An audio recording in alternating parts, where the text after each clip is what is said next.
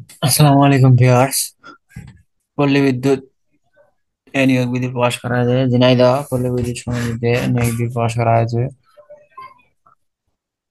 এখানে নিয়োগ বিধি প্রকাশের তারিখ 20 নভেম্বর 2024।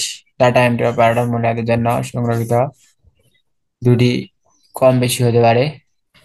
18 থেকে 32 বছরের মধ্যে হতে হবে।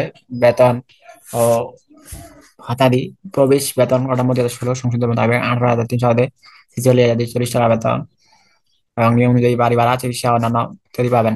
এছাড়া আমাদের শিক্ষা যোগ্যতা লাগবে এইচএসসি বা সমান বা সমান পরীক্ষায় ন্যূনতম দ্বিতীয় বিভাগ অথবা জিপিএ ন্যূনতম 2.5 এর মধ্যে থাকতে হবে।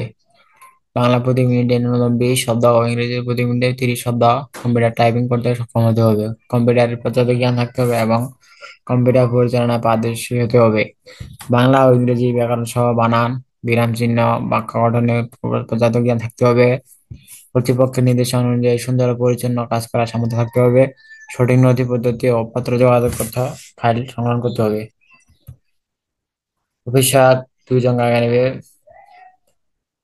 ছেলে মেয়ে উভয়ে আবেদন করতে পারবেন। বেতন 15,500 টাকা থেকে 2,170 টাকা বেতনে। এসএসসি পাশে আপনারা আবেদন করতে পারবেন।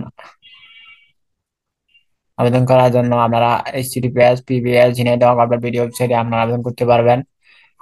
উল্লেখিত পদে নিয়োগ লাভে আগ্রহী প্রার্থীকে ঝিনাইদহ পল্লী বিদ্যুৎ সমিতির ওয়েবসাইট https://pbs.ঝিনাইদহ.gov.bd অথবা বাংলাদেশ পল্লী বিদ্যুৎ বোর্ডের ওয়েবসাইট www.reb.gov.bd হতে নির্ধারিত আবেদন ফর্ম পূরণ এবং এর সাইজের কাগজে প্রবেশপত্র সহ 4 পৃষ্ঠা ডাউনলোড করে যথাযথ পূরণপূর্বক যে কোনো তফসিল ব্যাংক হতে জেনারেল ম্যানেজার ঝিনাইদহ পল্লী বিদ্যুৎ সমিতি রাজধানীর। ভিডিওটি ভালো লাগলে অবশ্যই সাবস্ক্রাইব করবেন। ধন্যবাদ।